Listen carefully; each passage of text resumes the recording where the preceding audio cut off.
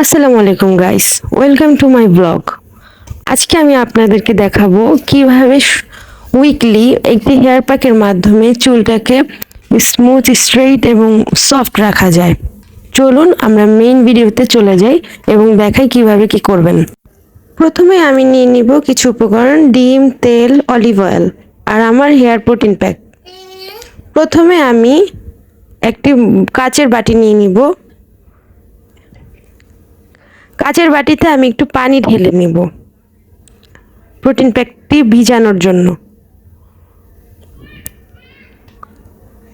তারপর এতে আমি 3 চা চামচ প্রোটিন প্যাক ঢেলে নিব পানির মধ্যে। আস্তে আস্তে করে 3 চা চামচ নিয়ে নিব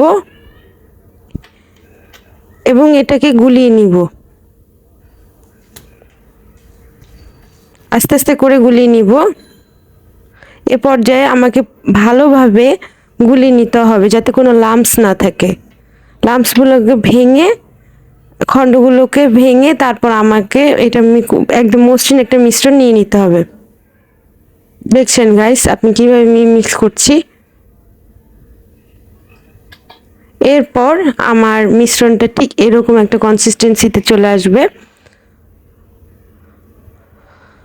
বাস, তখন আমি এটার মধ্যে একটা আস্ত ডিম দিয়ে দিব কুসুম সহ।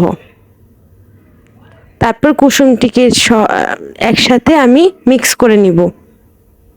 ডিমটাকে ভালোভাবে ফেটিয়ে কুসুমের সাথে ভালোভাবে ফেটিয়ে নিব।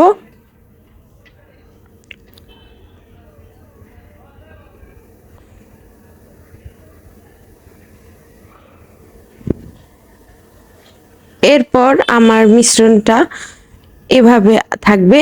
এই পর্যায়ে আমি 1 চা চামচ নারিকেলের তেল দিয়ে নিব।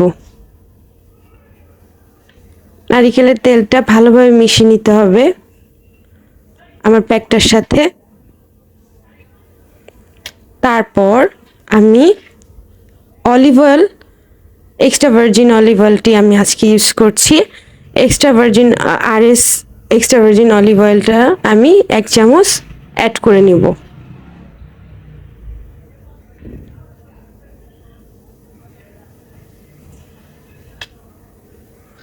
অলিভ অয়েলটা ভালোভাবে আমার মেশাতে হবে এই মিশ্রণটার সাথে, প্যাকটার সাথে। হেয়ার প্যাকটি যত ভালো আপনি মিক্স করবেন তত ভালো আপনার চুলের প্যাকটা ভালোভাবে মিক্স হবে এবং আপনার লাগাতেও সুবিধা হবে।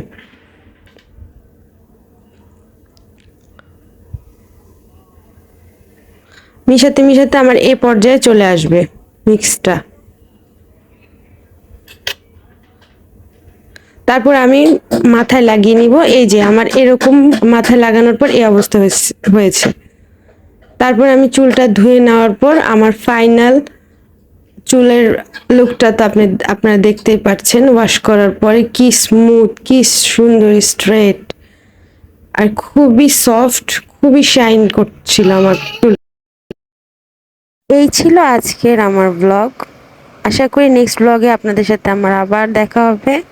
ততক্ষণ পর্যন্ত ভালো থাকবেন। আল্লাহ হাফেজ, বাই।